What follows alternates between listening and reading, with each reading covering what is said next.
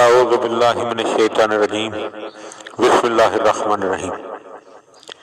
وہ ہستیاں کہ جن کی دعائیں قبول ہوتی ہیں، اللہ ان لوگوں کی دعاؤں کو رد نہیں فرماتا۔ نبی و امام معصوم کی دعا، مریض کی دعا عیادت کرنے والوں کے لیے، سائل کی دعا عطا کرنے والے کے لیے، حاجی کی دعا استقبال کرنے والے کے لیے، باپ کی دعا اور بد دعا اولاد کے لیے، ماں کی دعا اولاد کے لیے، اولاد کی دعا والدین کے لیے، اور استاد کی دعا شاگرد کے لیے۔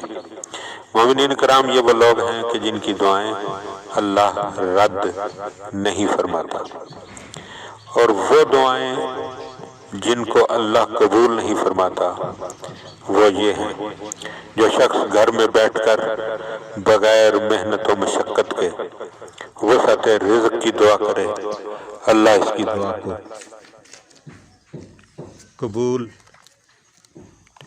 قبول نہیں فرماتا۔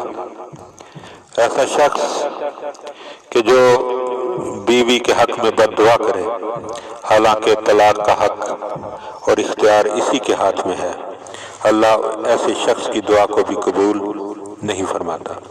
جو شخص قرض دار کے انکار پر بد دعا کرے، حالانکہ گواہ فراہم کرنے کا حق اس کے ہاتھ میں تھا۔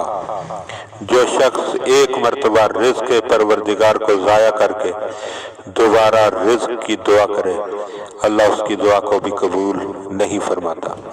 جو شخص مکان بدل سکتا ہو اور برے ہمسایہ کے حق میں بد دعا کرے، جو شخص گناہوں پر مصر ہو، بندوں پر ظلم کرتا ہو، مال حرام کھاتا ہو اور پھر دعا کرے، ایسے شخص کی دعا قبول نہیں ہوتی۔